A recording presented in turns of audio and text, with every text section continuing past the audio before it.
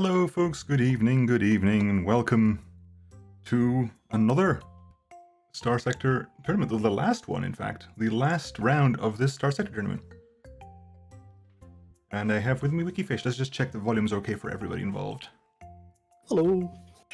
How are you doing volume round? Yeah, it should be interesting. I spent the last 10 minutes, because I realized we were into the final round and I have no idea what the scores are.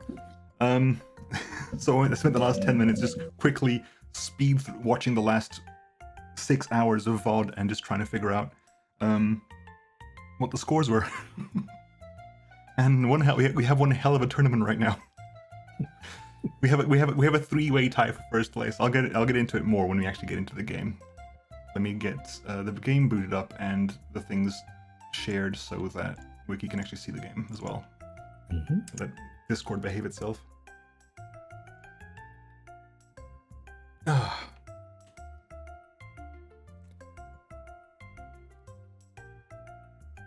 Honestly, we'll have to find out what happens, because hopefully some of these teams are playing themselves.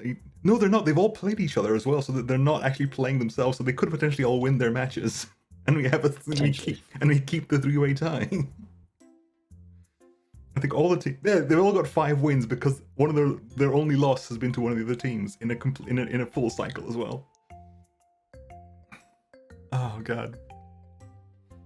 Right, if we end up with 2 of them, we should be able to do a decent tiebreaker. 3 of them, I'm not sure how. Can we get it so that the game kind of puts all 3 of them in the same fight and have them do a free-for-all?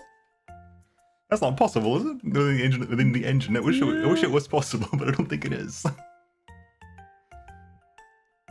I don't think it is. That's going to be a much larger topic for much later. Let's see. Let's get this screen shared for you. Ooh, god damn it. Why? No, stop it.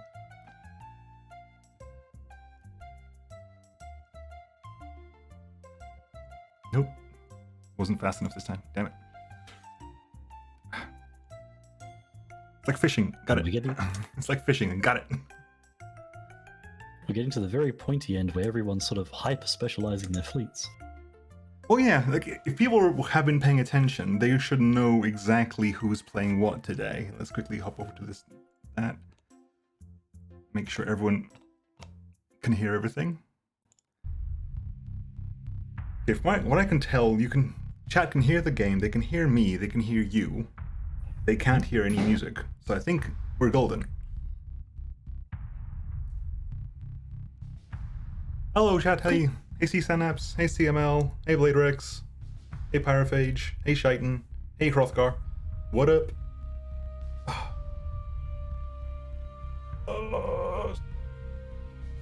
Here for the explosions, absolutely. A quick drink. Like when the tournament first started, I thought 7 weeks was going to be forever. Now it's almost at the end. It's like, really? It's been so fast. I think the actual runtime has been quite fast as well, like in total. Yeah, well, I think every stream has been about an hour. It was a little bit longer the first time because we were going into all the fleets the first time, because ever since then we've only really been doing the changes. It's time in Jin already. You're not wrong. You are not wrong. Hey Tritosi. I said hey already. Damn it, you got a double hey. Dare you. It doesn't feel as if it should be December already. Well, you're a week too late for that. It was December a week ago. It was December last time.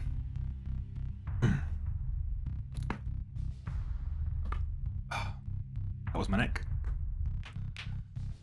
Those monocles. So a lot of those rules have been rather surprising. People were quite hot on me on like, you need to set these limits, and no one's pushing some of these limits. There has been one. Did I not say hello to you? I did not say hello to you. You're correct. Now that I remember, I specifically said hello to C-Synapse and then to CML, and I skipped you entirely. I do apologize. You are correct.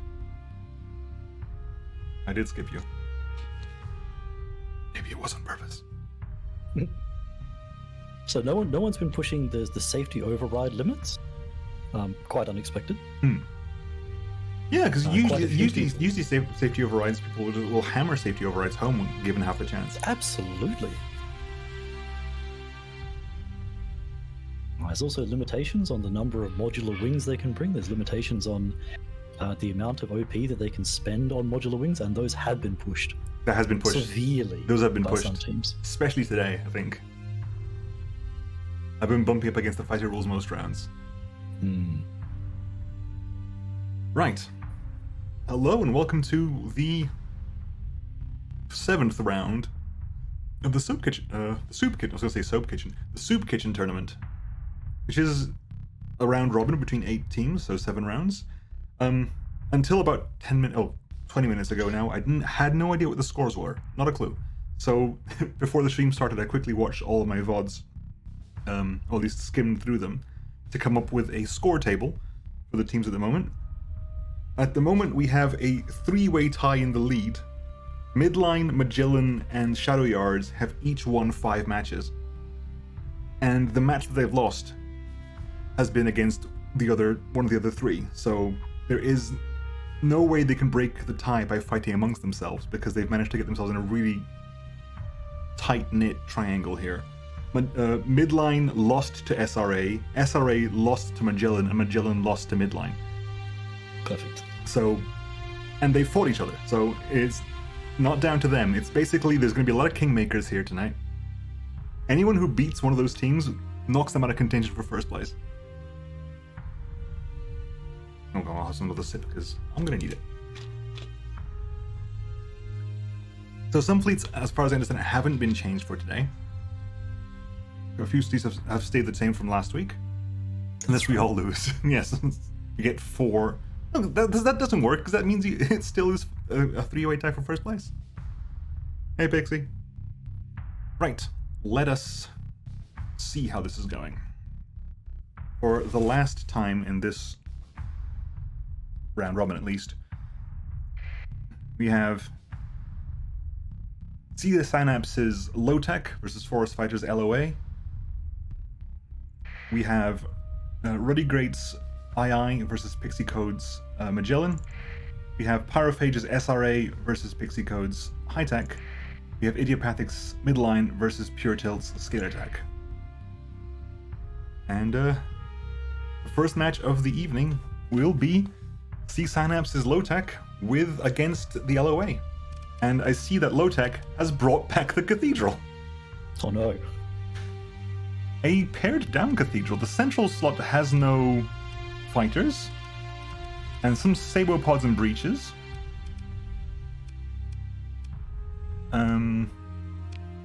Flamers and harpoons on the side slots. Drone wings in the hangar modules, and Aegis and flamers on the nose module. And Aegis and Mervs. This is a very low. It can't be low because it's filled to full. It's just not with weapons, it seems. This is very much a. Don't worry, I fixed it. Okay, it's been fixed. So we have a singular lasher running the dual contender cannons, flare gun, autocannon setup. No capacitors, no vents. No capacitors, no vents. Nothing. Not even. At least the front module has some vents here, but no one else has. 8 vents for the central module of the cathedral, with a shield shunt. So never mind. The shield isn't going to work. There's no shields there. I think the hangar modules have shields. One of them has. Am I incorrect in that? Or does shield shunt get rid of the shields for everything, including the modules? I thought they had double shields. Never mind. Yeah, it's going to break again, isn't it? Well, the hope is that it's not. Shields are makeshift. Ah, okay. Yeah, so we have the lasher. We have the singular dram, the safety overrides jam, with unstable injector, flare guns, and a single reaper. We have 1, 2, 3 calibers with flare guns, salamanders, and gauss cannon. We have 1 vanguard with flare guns and salamanders. Moras are running double Drake Talon. 3 Moras running double Drake Talon as well as salamander pods. Another the Talons are significantly faster than the Drakes, aren't they? I think it's 325 on a Talon, 225 on a Drake. Yeah, 2 more drams. There's a total of 3 drams here. And second Vanguard and 2 more lashes. There's 3 lashes, 2 Vanguards, 3 calibers, 3 drams, 3 Mora, and a cathedral. This is the... I fixed the AI, look! All this match is basically whether or not the AI is fixed on the cathedral. Also means you can't have an onslaught that doesn't engage if you haven't got an onslaught in the first place. That's how that works. That's right. Then we have LOA. Was LOA one of those that hasn't changed? You sent me a list of ones that hadn't actually changed. So, yes. So LOA is unchanged from last week. Let me actually bring up the message you sent. Because I am professional. Where is it? Yeah, so no changes to LOA this week. So the double Alistair, the Big Mac. See if the Big Mac manages to behave this time. Or at least managed to do something before it kills itself. The Leon, 3 Leons, 3 Shermans, Fox. So 3 Foxes, 3 Shermans, 3 Leons, 2 Alistairs, and a Big Mac. It's just solid. It's got a lot of potential. Well, again, the hammer barrages, this is the fleet to use them against, because none of them have shields. None of them have shields, so this is definitely the fleet to be using the hammer barrages on. Let's see how this works. For reference sake, LOA is on 2 wins and Low Tech is on 1 win. So okay, if Low Tech wins this, they even out the score with LOA. Here's the Cathedral. The Cathedral, of course, has the built-in mines and the Redeemer, so there will be a lot of damage around here as well. A lot of flares as well. A lot of flares, a lot of flares. The drams have flares, the calibers are mostly flares, the vanguards are mostly flares. There's a lot of Aegis on the Wow, already? Oh, the Big Mac rammed its own Fox. Well done, Big Mac. You just rammed your own Fox. Ooh. Oh, Dram takes the shot for the other Dram. Legend that it is. Big Mac. So little ships will get out of the way of the larger ships, but the larger ships... Here we go. Big Mac and Cathedral. Count the little ships. Yes, there we go. Straight to front. Into the damper field, however.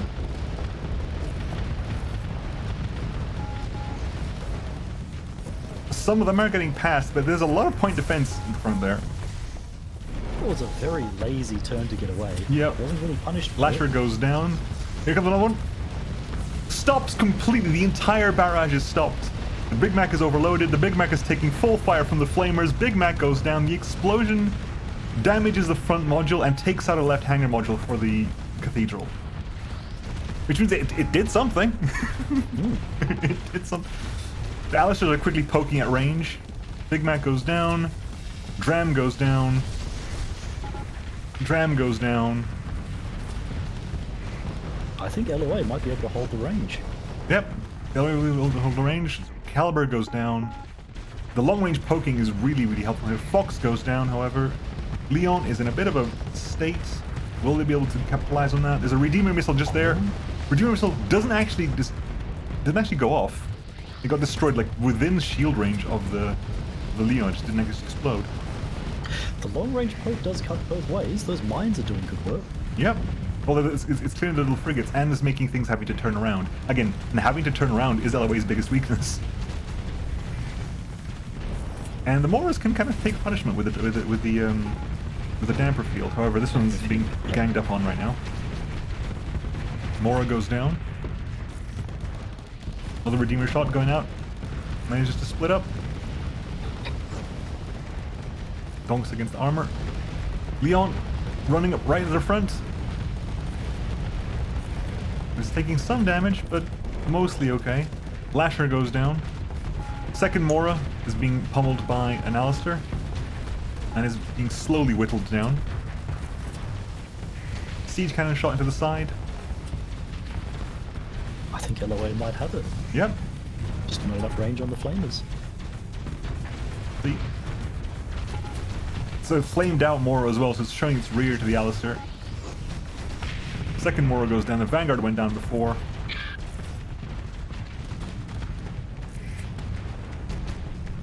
Cathedral's trying. It's definitely working, I guess.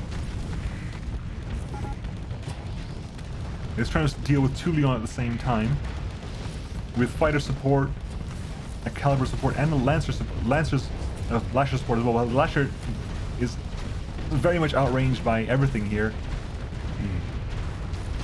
The side Sponsoon getting pummeled by the Alistair at range.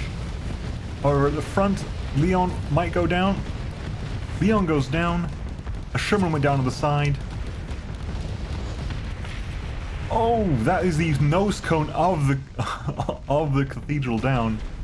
That is 2 flamers and also 2 Aegis cannons. There.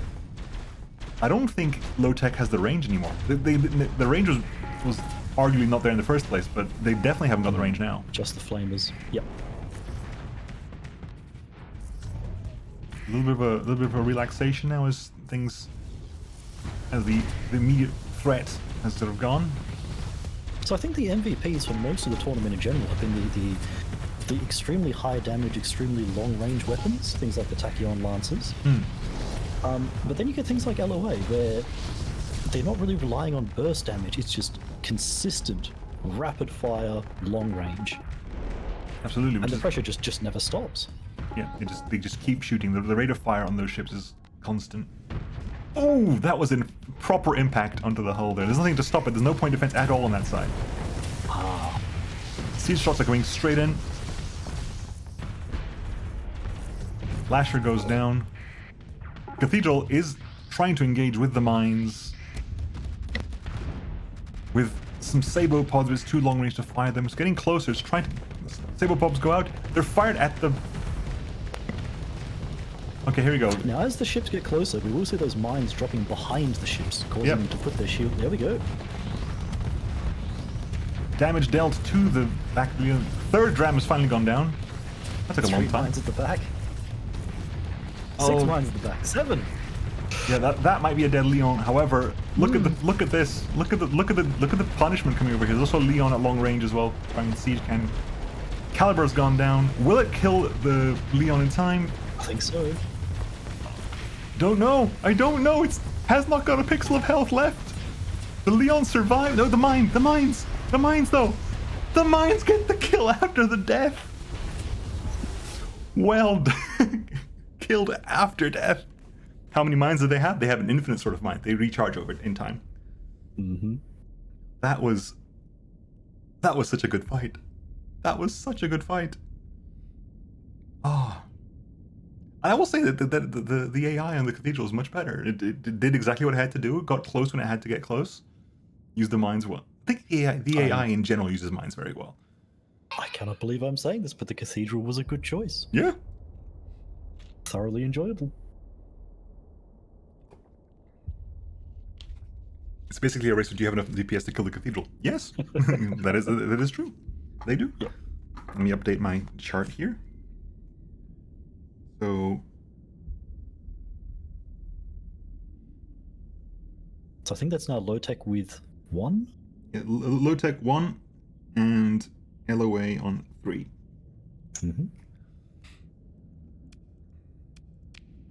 Let's see here. That was a really good fight. That sort of had ups and downs and had moments of the end of the Cathedral. The Cathedral's mine killing the Leon after the Cathedral was already dead is just beautiful. Will it get it with this mine? 4 more mines appear. Yeah. Just keep pushing those mines out. I mean, it does have systems expertise on the officer, I guess. Reckless level 5 officer, yep. Alright, next. Our second match of the evening is Redigrade's II versus Pixie Code's Magellan, which is one of the contenders for first place versus someone who unfortunately has not been doing that well this tournament. Which is unfortunate because I love seeing II out. And there's been some really great moments of II. They've just never really managed to pull it through. So I'm looking forward. I think Ruddy has done quite well, but based on their own goals. Yeah. Like they went in here with very specific goals, and it wasn't necessarily to win, and they've kept to it. Yeah. Absolutely. Like we'll absolutely go for making PDSL conversions, putting in there as much as possible. Absolutely. They haven't won everyone has. The second the Olympus turned up, they won my heart. Yep. The second you put an Olympus in this, I already love you. And getting the light spears. Oh, the light spears, like in the very first match the Adamus was out. Oh, that was also beautiful. That was also so good to see. So again, I think the II fleet is another one of the unchanged fleets. Mm-hmm. II has not changed this week. So again, we have the Adamus with the Atropos torpedoes. Again, trying to get behind so it can put its light spear in that does so much damage. The Dictators with rapid fire, safety overrides, PD assault conversions, proximity charge launchers, which have been funny to see. A couple of Ardias, which are just solid ships with the fighters. The Ixions, who have been staying at range, trying to pelt with missiles at long range, which doesn't really work for the Sabos. It keeps staying at long range to use the Armageddons at max range, but it means it doesn't get close enough to use its Sabos very often. And the Liberators, who have so much ion power, but I don't think I've seen them getting that close that often. I think they're more defensive, same as the above Sabos, in case something pushes on them. I'm not sure if the AI is using them that way, though. Or at least if they're getting a chance to shine in that role. And against that, we have a very different Magellan this week.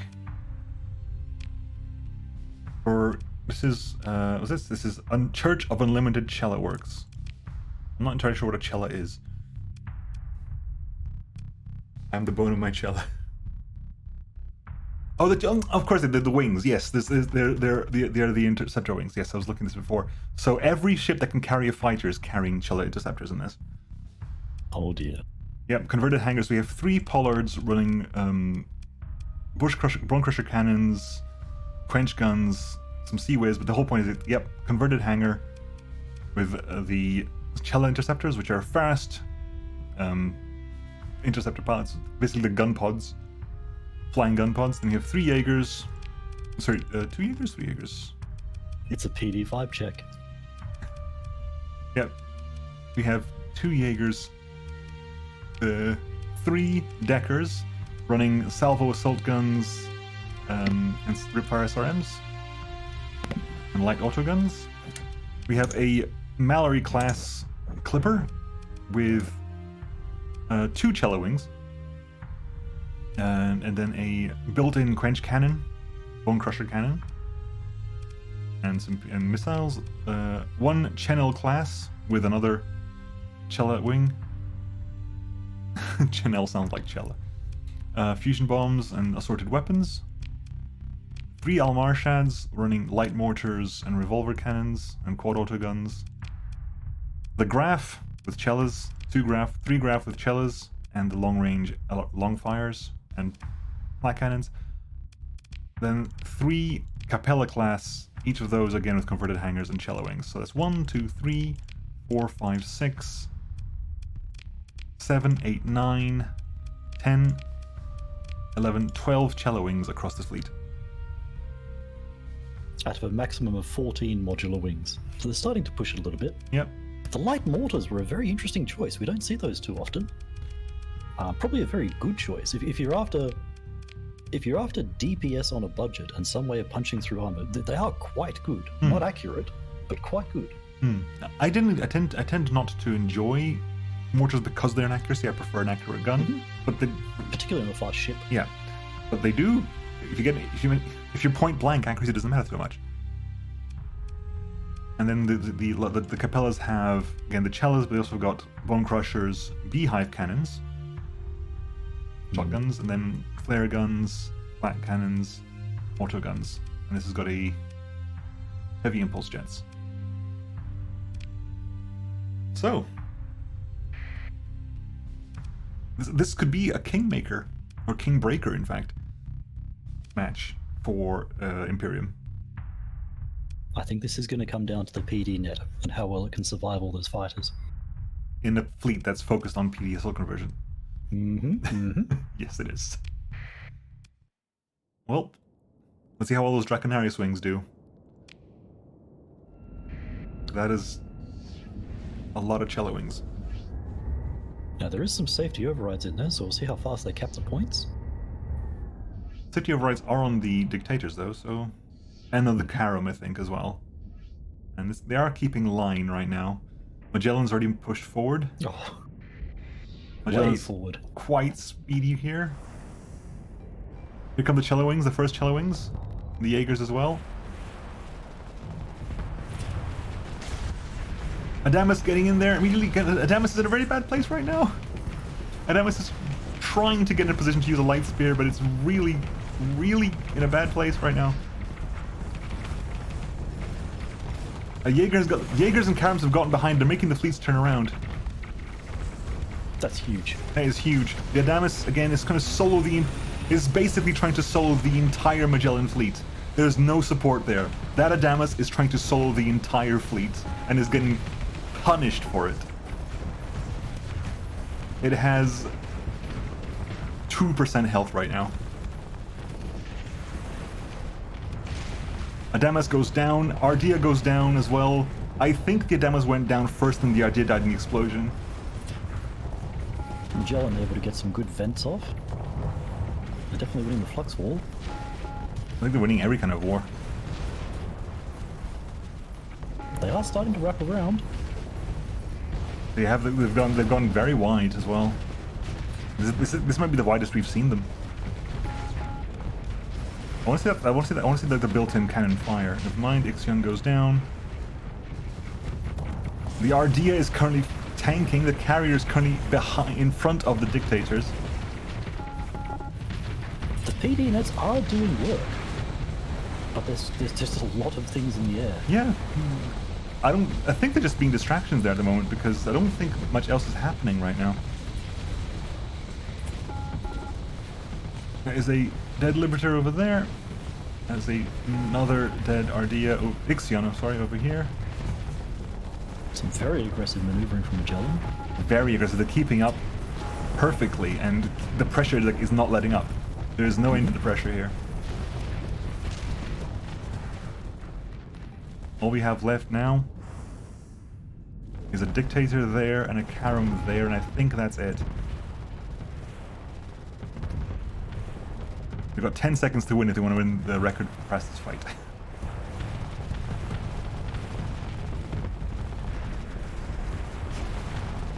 Auto missiles coming in. Okay, well, they have not won fastest fight. Unfortunately, that still lasts. It's still at 174 seconds, but it's not that far behind. 186 seconds. Good showing. Apparently a single Jaeger died, so not a shame. But the maneuverability of the Magellan fleet in this match alone. The maneuverability in this match from Magellan has always been good, but the new ships, the Pollards and the Capellas have been really, really good at just keeping up and not letting them disengage, and also being not just a distraction like the other ships are, but being able to stay in the face and keep the pressure up the entire time. Also defensively, they were able to take a lot of fire and back out and safely vent. They seem to have they have a built-in. No, they've got shield conversion front, because with the shield conversion front, these Capellas have a 360-degree shield. And they were just dashing in and out with the heavy impulse jets, brief bursts of speed maneuverability, absolutely just going in, out, and shaking it all about. Riggers try to hurt themselves with fusion, tend to hurt themselves with fusion bombs. Still counts. Still counts.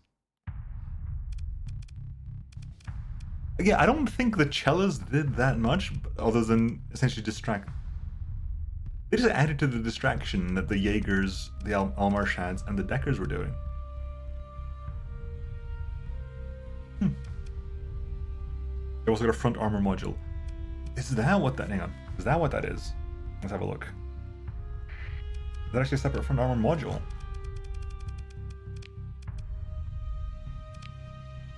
It's not a separate module in the clickable sense.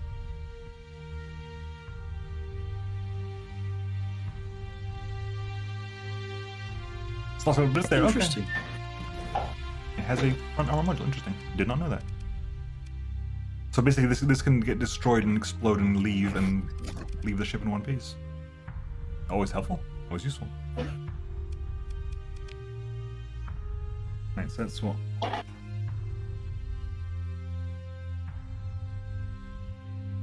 Magellan on 6.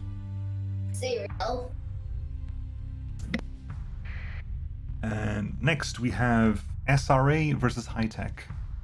SRA, god damn it, Pyrophage, you're triggering my PTSD here. Because you've hit the cap. You get 150 DPs worth to put into fighters, and you've put it into 6 Shikomis. Damn you, sir. That is 3 Charybdis with other things as well, but mainly 2 Shikomis each. The Scyllas, also terrifying, have shown that they can just destroy ships with those particle lenses. Shikomis. Shikomis. Shikomis. And the built-in phase graviton beam. And so many beams at the front, just kinetic beams and energy beams. Ashnans, okay, well, there's a whole thing here I need to probably check into. Ashnans added to fill out fighter bulk with the built-in stevedore drones. And then an Anu, 2 Anu, 3 Anu with stilettos and a light CPC. And some flares. Kinetic distraction Anu.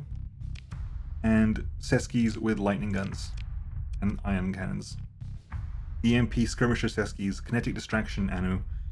Ashnans for fighter bulk. And to dilute and to grab attention. The Scyllas now have officers they didn't have before. The Scyllas have officers now. And the Charybdis has been slightly tweaked to allow for the extra OP for the Shikomi wings. It's always a bit of an interesting debate on what to put on the light skirmishers. Ion weapons is interesting. If they can get the right positioning, it will do quite a lot. But there's a good chance of them doing not very much. Yeah, you want like that lucky shot to go in and take it, and like disable a key weapon at the key time. Then we have Pixicode's Chrono triggered High Tech, which I'm assuming people were triggered by the Chrono, so there's no more Chrono. Omen with IR pulse laser, a singular Nautilus with double PD lasers and a salamander. Apogees running locusts and plasma cannons, as well as mini blasters and a swarmer. SO'd Apogees, in fact. SO'd Apogees with a locust and a plasma cannon. A couple more Omens over here. A third Apogee. Arachnes running flamers. Ooh. With the ATC, I mean, that probably is better than the ballistic rangefinding, isn't it? It's just doubling the range. I've got a very love-hate relationship with them. If they get pressured, they fold. Particularly with that sort of capacitor and vent setup, any sort of pressure on them and they will fold instantly. However, yes, that is very extreme range on a flamer. I was gonna say, 'cause this is fundamentally, I mean, not all ships can use it, obviously, but this is fundamentally better than the other one. Correct, yep. Also means you get like 600 range machine guns. A singular Mercury. Now this is interesting. 2 Zeniths running PD assault conversion Paladins. Which is interesting because there's a Shikomi there and these guns will not prioritize Shikomis. And DLMG. DLMGs? That's a very interesting setup. So we've seen before, when guns that have clips run out of ammo, the AI treats it as disabled and likes to back off. So we may see these things dart in, empty the clips from the Paladins, and then try and back out, which mixes very well with their long-range missile loadout. Pylums over there, and also running longbows as well. There's 2 of these Zenith, running, of course, advanced optics for the range, expanded magazines for the ammo, PD assault conversion for even more range. The D increases the range, so the range of this is base 750, increased by 200, so 950. Add an additional 25% on top of that because of PD Cell Conversion, plus 25 additional damage, and plus a hit strength for reducing armor. That's be 250 damage beams done very quickly one after the other. Oh, plus the ITU as well, so there's another 60% on top of that. These are going to be ridiculously long-range paladins. Mm-hmm. And SRA does generally control their own positioning, but one thing that the enemy can control for them is their flux levels. You can pile pressure on them and limit their options. And those do put out a lot of DPS. Yeah, paladins have a high DPS. Usually it's relegated to point defense, but with PDSL conversion, attacking paladins. That was 40% is the cruiser, you're correct, yes. But still, it's 750 plus 20, say 40%. It's a lot. It's well over 1,000, easily. And then 3 squalls also running PDSL conversion paladins in the large energy slot, with graviton beams as well, flare guns and Vulcan cannons. So there is a total of 7 paladins across the high-tech fleet, as well as 3 flamers, 3 plasma cannons, and a single Nautilus. I do very much like the missile mix, though. I've said it all the way through the tournament. Having just 1 or 2 of each different missile can really mess with the enemy AI as it tries to raise shields and get its positioning correct to block those missiles. Yeah, and you protect against the salamander, do you protect against the breaches, do you protect against locust swarms? There were some Pilums in there. Some Pilums in there as well. I mean, and proximity charge launchers. I haven't seen Sabos here, but there's a huge variety. I don't expect assault paladins. I think that happened the last time we tried to see the paladins. They expended their ammo very quickly against the targets that dashed in, and therefore didn't have it for the engaged long fights. We shall see how it happens, though. And interestingly, the targets that they're going to have are very heavy fighters, which you do want to expend ammunition against, and ships. There's not really much chaff. There is definitely, like the Shigomis are the ones you want to hit with paladins because they are tough little things. They're basically frigates. They're terrifyingly fast, very well armed, and so basically, high tech is currently on 3 wins and SRA is on 5. Again, if high tech wins, it knocks SRA out of contention for first place. Now, we have underestimated SRA before. Which is funny because, given the record, we should never be underestimating them at all because they've been consistently very strong. Their mobility has won them so many fights. Very much so, yes. Both in aggression and in being able to the Ashnans are pushing for the second points. The Ashnans are pushing to the second points. They're gonna try to take them. Are they gonna be forced back? They will be forced back, but the delay in the enemy taking the points is going to be massive. The SO appages are coming in. You look at the Shikomis. You can hear the Shikomis. Those sounds give me reason. The Omen's EMP has shut down some of the Shikomis. However, the Omen goes down. I'm gonna zoom out. This fight's too big. That is an extremely high flux Scylla down there.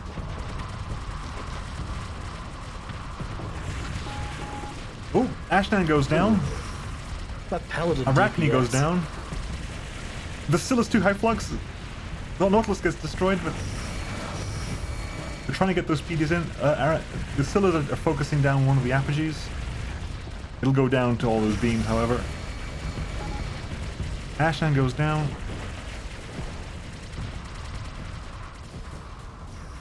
No! They keep firing the paladins at the phased out ships. This is not a good thing. That is not, unfortunately, a good thing. Scylla has taken some damage, however, Mercury goes down. It keeps a high flux, and it keeps basically jumping in and out of phase in front of the Zenith and the Sunder.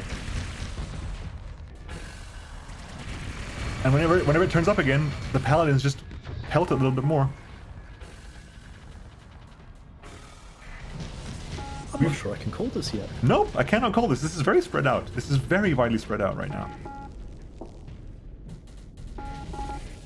Seski down. I mean, all the annoyance frigates are being taken out by the paladins. And whenever, because they're on a really good turret, whenever the Scylla's appear within range, the paladins take a couple shots at them. I think we are getting to the point where those backline Arachnes are starting to feel some pressure. Oh yeah. And that will definitely thin the numbers. Scylla has retreated? Scylla has actually retreated. Oh, because it got to low health and the phase anchor triggered in. Yeah, the phase anchor triggered. So when Scylla got to low enough health, it got basically phase anchored out, which is basically a destroy. It is a very nice feature for campaign. Mm-hmm. Look at this. It has to turn up the fire. It takes the shield. I mean, if any shield can take the punishment, it's probably a high-tech shield. And the second it has to appear, the second Scylla goes down. The third Scylla is at low, is about a third health as well. I think that high-tech is outlasting the SRA. I think they do have the range. They have the range. They definitely have the range. Particularly DPS at range. But okay, it has to turn up to shoot, and then the paladins just take it out. The third Scylla, all Scyllas are down. I think all Charybdis is still up, but all Scyllas are down.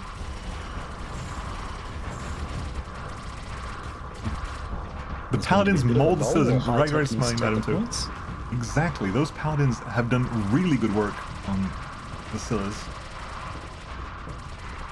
Sunder goes down.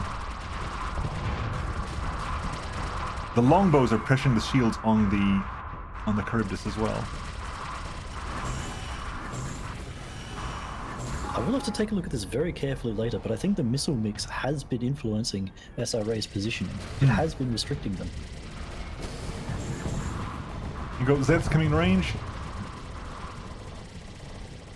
Kind of pulsing at the shield though. You need the longbows to get in there to pressure the shield up, or the plasma shots. Something to do hard flux onto those shields.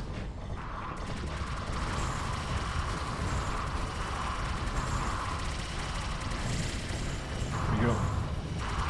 Araki's coming in with flamers. It's trying to very close. It's very close. They're very close in, and the pressure is up. The pressure is not going away. That is a high flux. Plasma shots into the front there.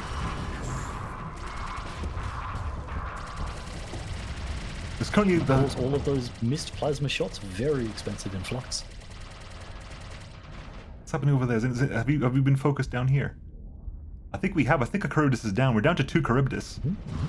High-Tech still has a Zenith and 3 Apogees, 2 Arachnes, and a Sunder. I missed the other Zenith death, I think, as far as I can tell. But the pressure on SRA right now has been tremendous.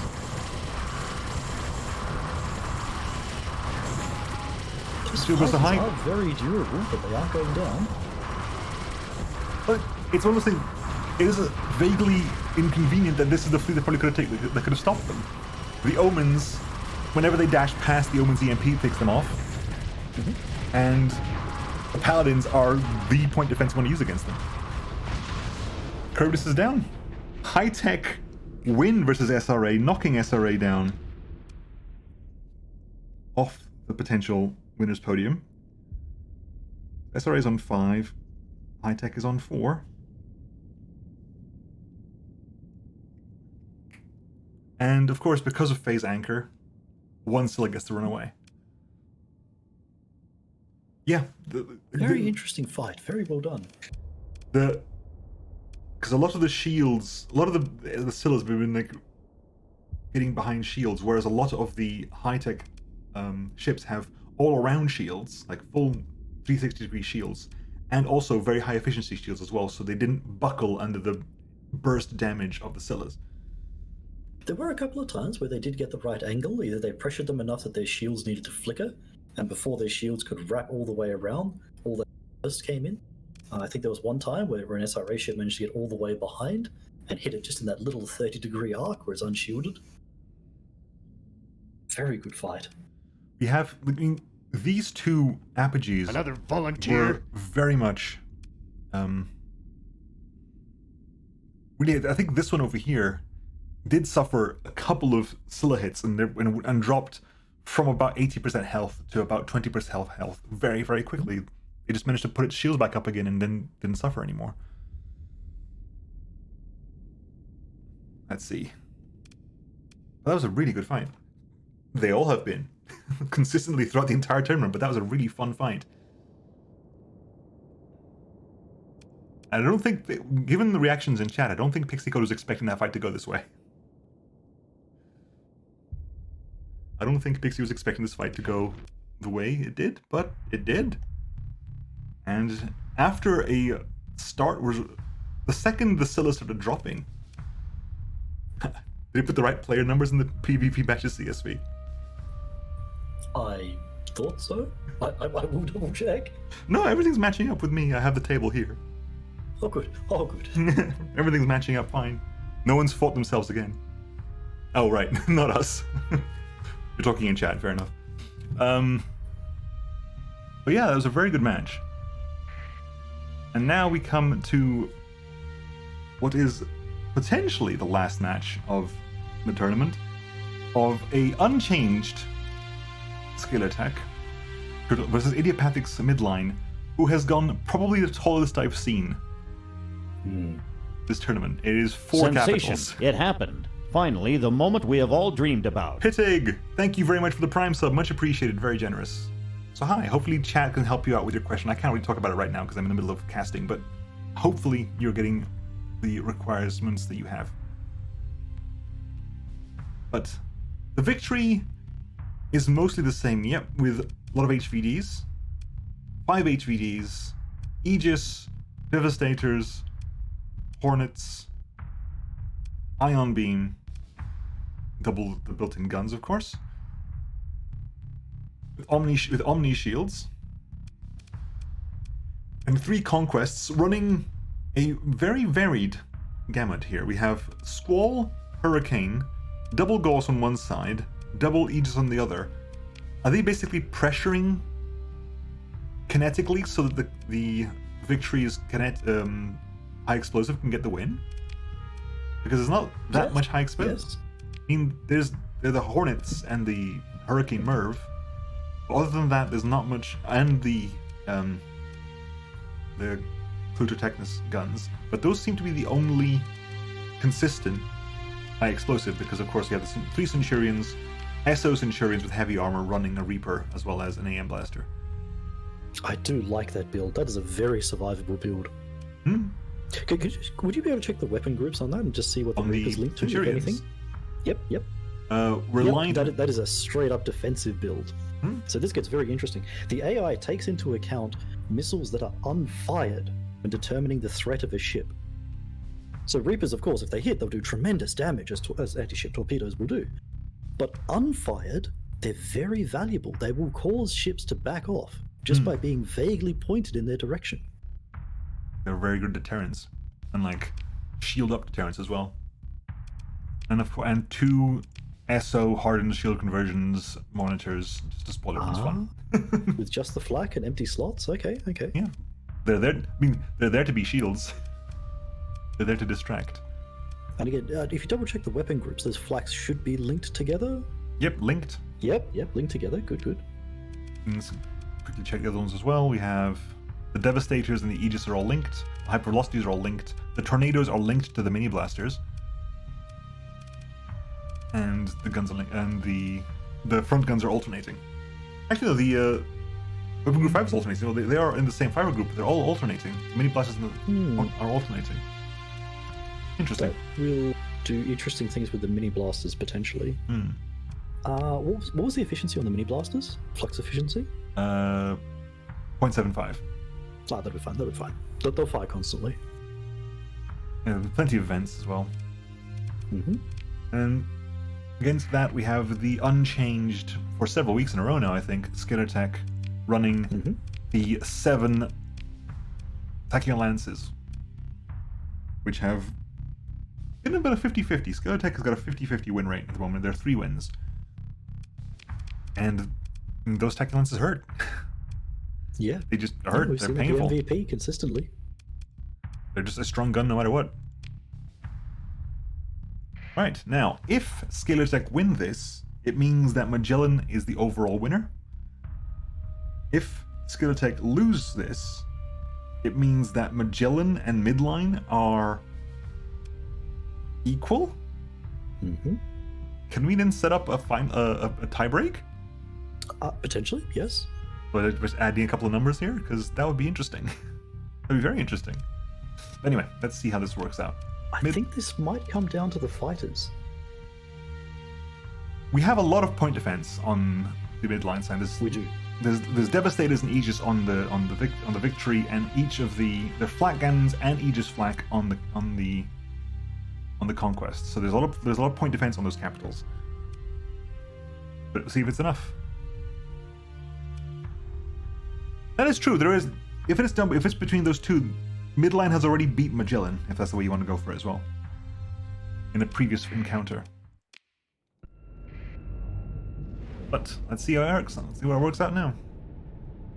So with that particular monitor setup, that should maximize the amount of time that the AI keeps the fortress shield on, and just flickers it down to fire both the flak cannons before flickering it back up. Let's see. Maximum annoyance. Centurions take the points. Skies and Tresses move to take the points. A little bit behind, but not far enough behind to make a difference. Yeah, not huge. And I think those fighters, if they do survive, they will start to influence the position. I don't know whether they will survive. Let's see. Long-range poke has started. There is long-range poke. The Gauss cannons do have the same kind of range as the Tachyon Lance. But going tall means losing a single ship will probably clinch it because of the massive loss of firepower that entails. And they're not focusing right now. They're separating out the 2 corsets there who have been consistently very strong because it is 4 Tachyon Lances between them. The pressured ships so far for Skeletek have been able to back off and passively get rid of all that flux. But Midline hasn't really built up any flux anyway, so the flux war there is pretty much all right. My question is basically, can these ships solo anything? And can the Conquest solo anything? Will they be able to pressure something enough? Hang on, this moment to find out. It is a high flux sky over there. Look, Conquest against another high fleet, another tall fleet, I think so. But I think they might get outflanked.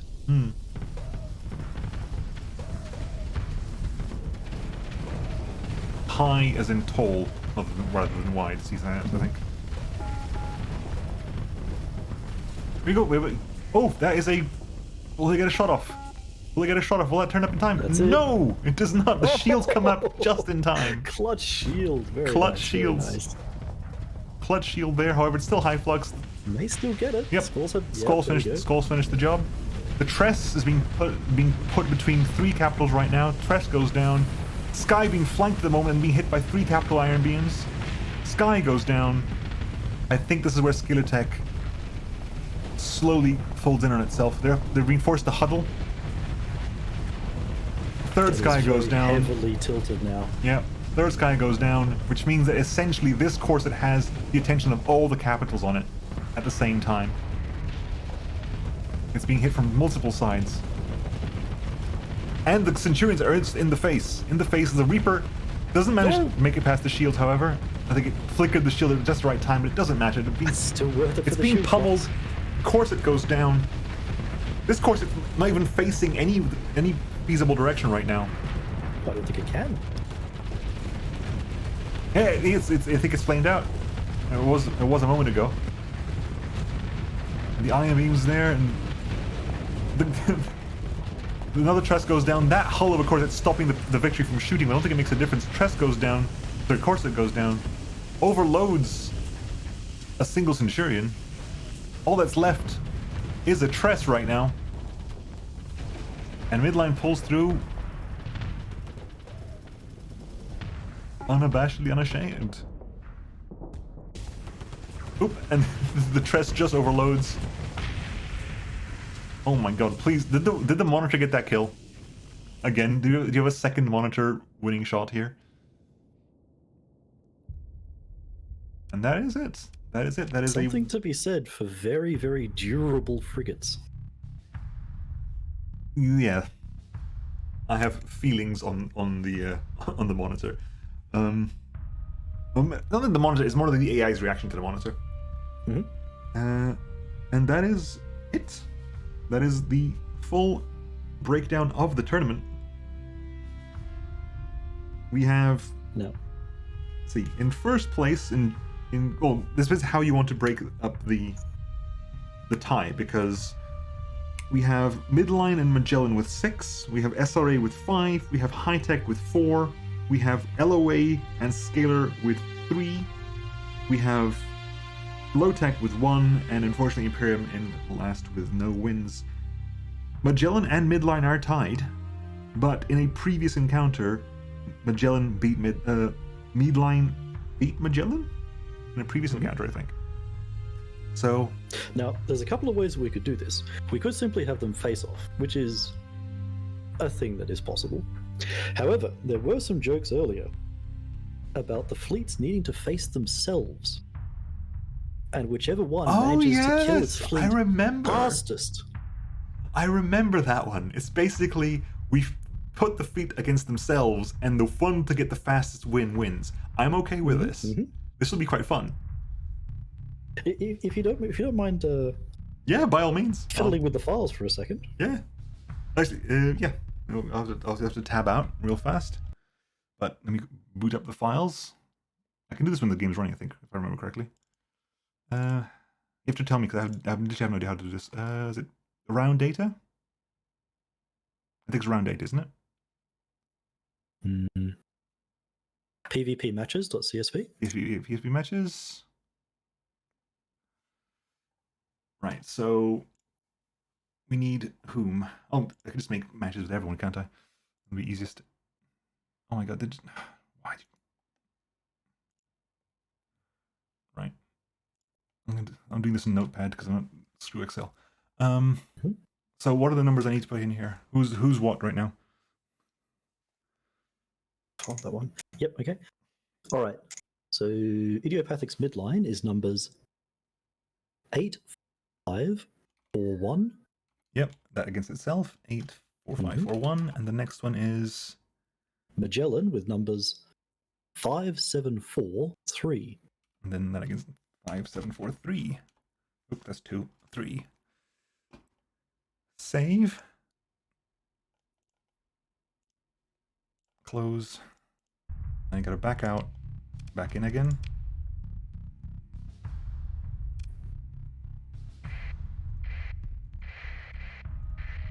Yep. Wait, hang on. Yep. We have Midline versus Midline and Magellan versus Magellan. Beautiful. We can also do the extra Magellan versus Midline for extra fun. We'll see what happens when fun comes at the end. But right now, there is a draw at the moment between Midline and Magellan for first place. We will place the fleets to fight themselves, and the one with the quickest win wins. Let's go. Idiopathic versus Idiopathic. I think my money's on Magellan. I think Midline might be too tanky.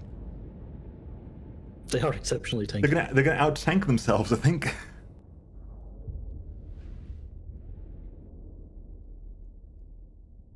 Oh, difference in strategies. The monitors move forward for the top team, but the Centurions move forward for the bottom one. That could potentially be quite interesting. Those monitors, both the Centurions and the monitors are very tanky, but the monitors I think have a bit of an edge there. Oh yeah.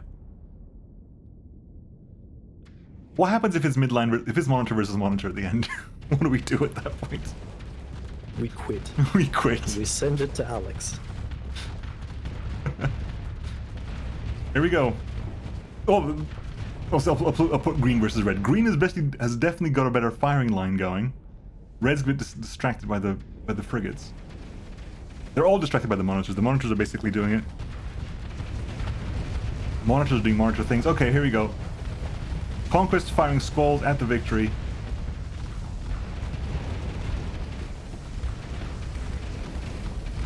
Okay, first Centurion down. Red Centurion is down. Victory on victory action right now. The fact that the shields were slightly twisted because of the squall there meant the red victory got a couple more shots in. It is higher flux. No, nope. The red is actually a lower flux right now. Curving in there was huge. That's a lot of disabled weapons. Yep. And the green, like on both sides, disabled weapons on both sides right now. They're both being pummeled equally. I think red is taking more damage now. He's lost frontal armor more, although they are slugging it out right now. They're falling back, I think, to lick their wounds temporarily. Both of them, the green monitors are down here. And that long-range squall support from the Conquest in the back is definitely helping. Missiles are sneaking past. Squalls, of course, with their very slight tracking. Any tracking missile is able to pass over friendly ships. There you go. That point defense can't really deal with when the squalls come in with a hurricane following them in. Right, I think also ECCM is making a big difference because it does have that speed boost for its missiles. And Aegis and Flak just isn't quite able to keep up with it. Again, victories again coming for the slug. However, again, the shield turning on this lower right victory is off slightly at the beginning, which means red one gets a couple shots in. However, it is being pressured to higher flux and is taking the damage. For some reason, it's deciding it wants to take the damage far more than the other one. It's about 50% health, 30%, 40% health right now. They are trading backwards and forwards, however, about 25% health. That is a big health difference, though. That is a big health difference, and it's not getting a chance to. It's not getting a chance to vent. It's being pressured by the skull. It can't vent. Yep. So the green one's cleared its vent, but of course it's still waiting for its forward weapons to be re-enabled. Whereas before it dives back in. The red victory is not clearing its vent. It's being consistently pressured by that squall, and the occasional squall is just basically making it through the shields as well. As it flickers shields on. Cheeky Reaper on the back of the red victory, but didn't quite get through. The Flak got it. You gotta just try, you know. You gotta just try. I think the Centurion will probably. No, I was gonna say will die because of that, but it did not get to that point. This is the silliness of monitors just monitoring over here. Monitor just monitoring there. It is definitely. The amount of punishment you gotta give that.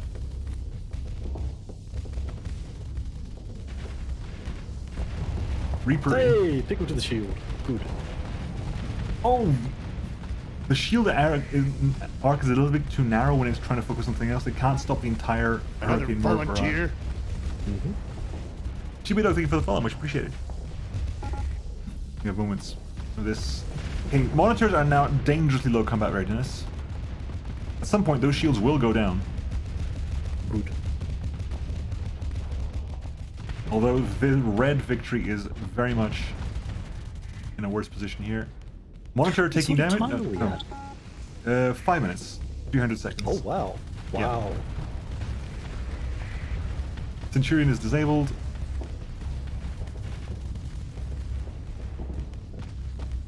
And 30 on the monitor over there. 27 on the monitor over here. One monitor goes down. One red monitor has been destroyed.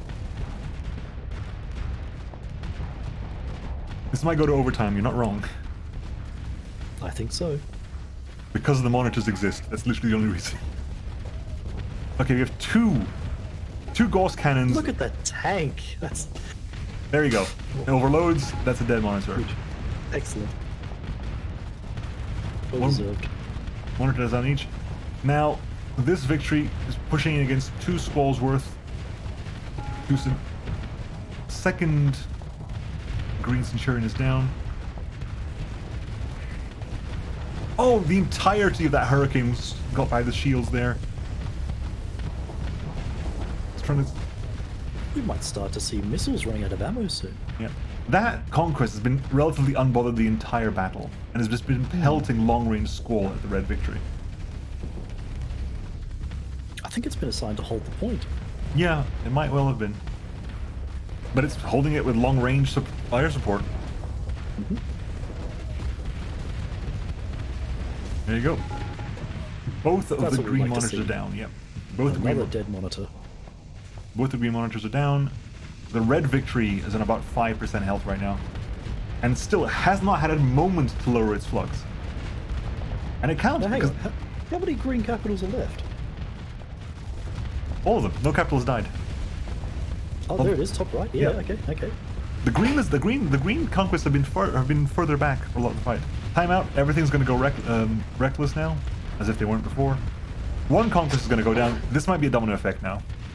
This might be a domino effect, especially because the victory's close to death as well.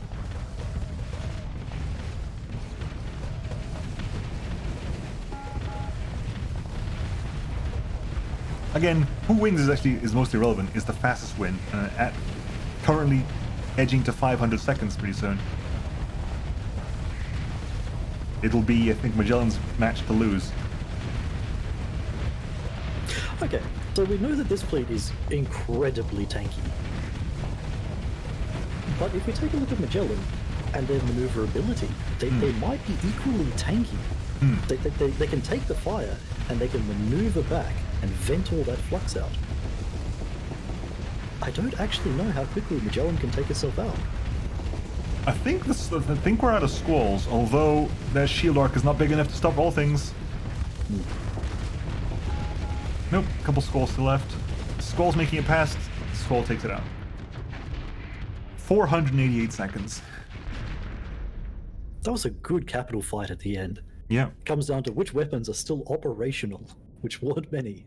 And then once the first one went down, it was basically a domino effect of like, no, we can focus fire on the next one, we can focus fire on the next one. Given that the victory had the least health, it was the last one to die because it literally went left to right, right to left, destroying this conquest, then that conquest, then that conquest, then the victory.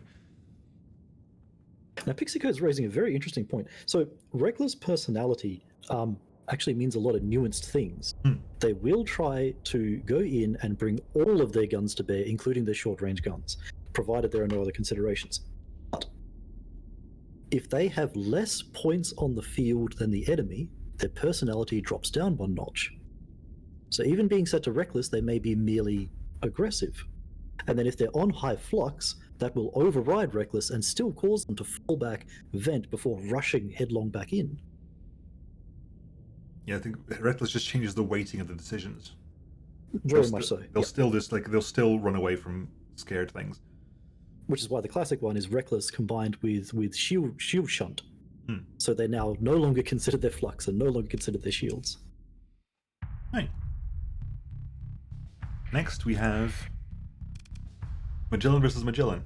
A lot of cellas. What is the time to beat? 488 seconds. 488. Okay. A lot of fighters. A lot of fighters. A lot of ships dashing around. A lot of things that can just basically... How fast will things pop? A bit of ramming already? Yep. Capella's dashing in there.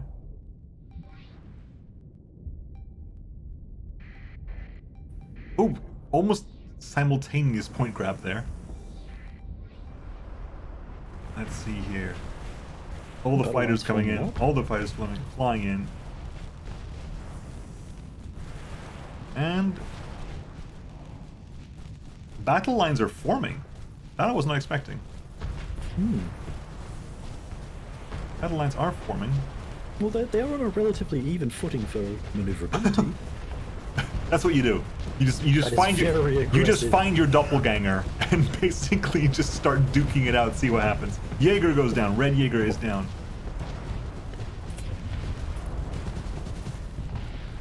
Now here we go. Can it back out successfully? Overloaded does manage to pull back to shield's down. It's passively venting. It's passively venting quickly. Jaeger and a Capella going out and over there. I was not expecting battle lines. I was not expecting battle lines. Jaeger goes down. Almarshad goes down.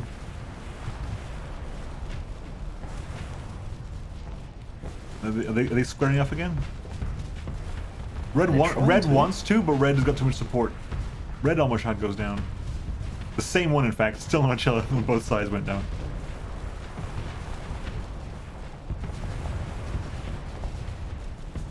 Let's see here.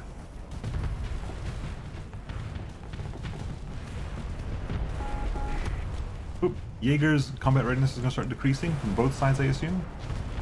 And can we see how the battle lines have sort of rotated? Yep, there's this... Very, very classical when you see two fleets that have equal maneuverability and a lot of missiles, because the missiles will be forcing the ships back, will be influencing them to fall back. So the battle lines will rotate like that. Yeah, you have the line here. It started off almost flat, and it's almost vertical at this point. Almarshad has overloaded, however, I think has managed to pull back enough to survive. A lot of these ships are pulling back successfully. Yeah. There we go. They're duking it out again. They're just duking it out. Red has the advantage here. Way less flux. Way less flux. Clear advantage. Clear advantage. It is falling back for some reason. No, it's not. It's staying in place. It's green's falling back. Decker taking a lot of damage there somewhere.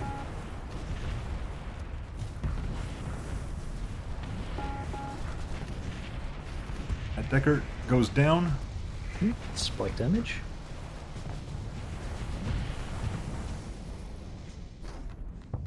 Encirclement has begun. You can see the arc here. Green is starting to encircle red, and they're causing a blob to happen here. Although this fight is still ongoing. I like that they just keep going and coming back for more. Well, hang on. Green's getting the encirclement, but take a look at the points. Yeah, they're being encircled within the points. Although at the moment, Green's... the points are split vertically now. Green's taken left, while Red has right. And the line has gone vertical at this point. To do so. Jaeger goes down. Time count? 241 and counting. Ooh. Yeah, this is... I thought this was gonna be... This was gonna be faster, but no. It'll be interesting to see what happens when the overtime kicks in and people stop caring about how much. Particularly with that speed. Because they're still trying to preserve themselves. Once the overkill timer kicks in, they will dash in. Graf is taking some damage. Almarshad goes down. Have Red broken through? No, not quite. Well, Graf is being pummeled, though. So the overtime considerations will override the other considerations for Reckless and just lock them into that Reckless state. Yep. Graf goes down. Jaeger goes down. Oh, I'm seeing a lot of ships on high flanks. These two are... The story is just these two. These two ships just finding themselves on the battlefield. Look, this one got into trouble. Called for help. Like, I can't beat him by myself. I require help. Calling his friends in. Turn the tide. Overload it. I don't believe that the green one's going to win this.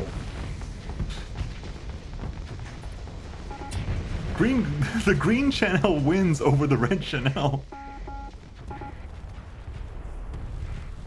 Oh, I can't believe that. They're actually still even. Yep, they're still pretty even. 77 versus 74. Versus 74. Yep, they're pretty even. What's the time to beat? 488? Yep, they're 350 now. They got about 2 minutes to win this. I don't know. Yeah, I don't know. I thought it was going to be cut and dry, but I don't think it is.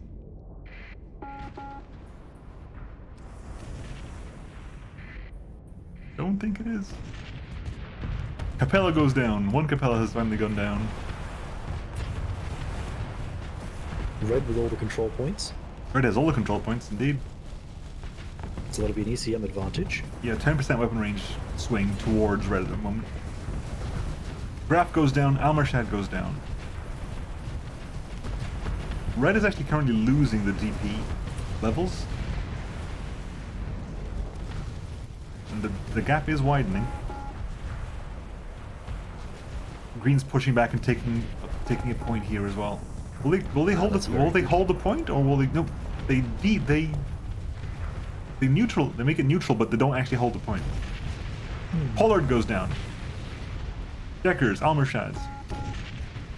Okay, so red I think is falling apart. Timeout happens at 7 minutes. There you go, immediately dashing in. Immediate dash into the face. Like, I'm just gonna sit in your face right now and see how it happens. However, that isn't in the face of two Pollards, a Capella and a Graph.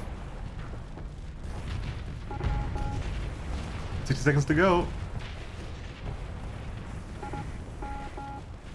47% left in red. But it's they're holding it. Capella goes down. 30 seconds to go. 48 to 43. Red has pulled it back to within 5% of each other again. Oh my god.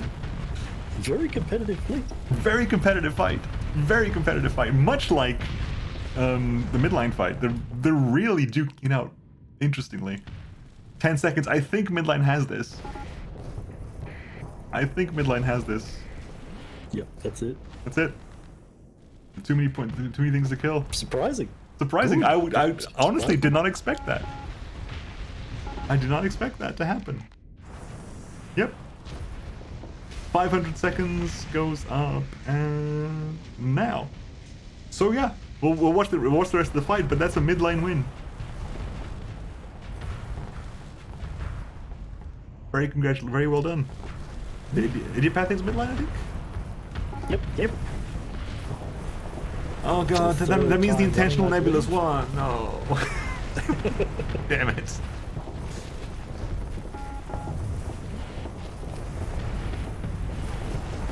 Oh, but I was very happy with that.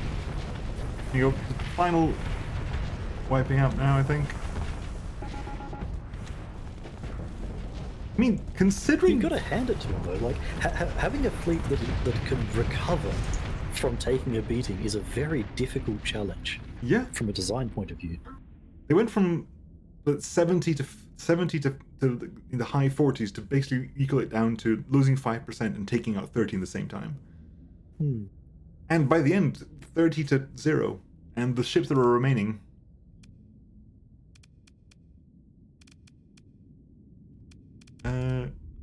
yeah, 4 ships left on the winning side.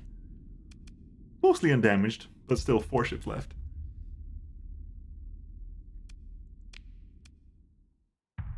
Wow. There you have it. In the tiebreak, midline wins. So... I think we learned quite a lot as well. It's always very interesting trying to explain the personality levels, particularly to new players. And then you see something like that demonstrated, where you see Reckless in the field with all of its considerations in place, and then timeout occurs and just bam, right off the mark. Yeah, it was immediate. The second timeout occurred, the Mallory just dashing straight into the face of it, like immediately, wham, straight in there. Big Mac running Big Mac. I haven't got the time for that, I'm afraid, today, but. That was really fun. The entire tournament was really very fun. I hope everyone enjoyed that. I enjoyed each week more than the last. It has been really fascinating to see the progression week by week and see how things progress week by week. So there is a couple of different goals. There are a couple of different outcomes that we do want to see. We want to see the players having fun. We want to see people being able to watch very interesting matches, and I think we've got that. All of these matches have been quite interesting to watch. We want to learn more about the AI, and I think we have actually picked up a little bit more this time around. So we'll add to our body of knowledge there. I'll invite all the participants to add to the wiki document. Hopefully we'll see some more tournaments. I think this has been quite positive. There's been a few people who've tentatively put their hands up and said they want to organize another tournament after this. Oh, good. That's always good. And I think you managed to hit upon a quite good format as well. In the sense that eventually, yep. Well, yeah. I mean, the fact that having like an hour or so a week is actually very nice. It's a nice amount of time. And the fights, I mean, other than... It's very telling that the only fights that went to overtime, but as far in the entire 7 weeks that I can remember... That's true. Were the times the fleets were tasked to attack themselves. That is the only time in the entire 7 weeks, in the entirety of the 28 matches that have happened, the 30 matches that have happened, even not counting the little extra ones here and there that we did that. The only ones that went to timeout were the ones where the fleets were attached. I forgot the word I'm going to use. Were tasked with attacking themselves. I'm not sure what that says, but it says I something. always have a chuckle every single tournament, and I try to explain to people, when they start doing testing, when they're brand new tournament players, they always fight even battles in testing. And it's the most terrible thing to do. You should never fight 200 deployment points versus 200 deployment points. You should always fight 200 deployment points versus 300. Because if you fight 200 versus 200, you're balancing on that knife edge, and who loses a ship first massively changes the way the AI will influence the battle. It massively changes the AI personalities fleet-wide. But 200 versus 300, you're always trying to claw that win back, and the winning teams, inevitably, are the ones that are less brittle. They're the ones that can take that first loss, can take that second loss, can be 14, 15, 20% of their DP down and claw it back.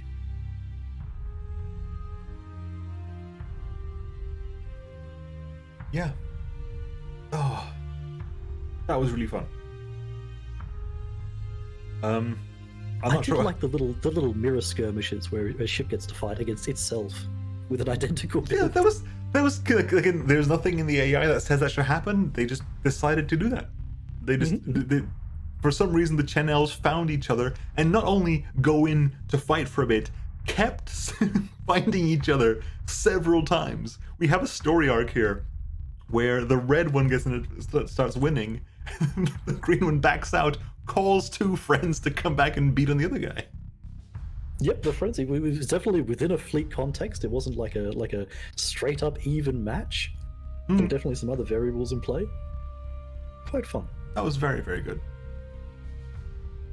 I think as always, thank you very much for streaming this. Yeah, thank you very much for asking me. I do like streaming tournaments. Like, I don't play as much Starsector these days, but I love coming back to the community. It's a great community, and I think tournaments are a very good way for me to dip the toe in. And I mean, I love seeing this. I mean, have me cast tournaments with interesting fights. I'll do that every single time because I love it.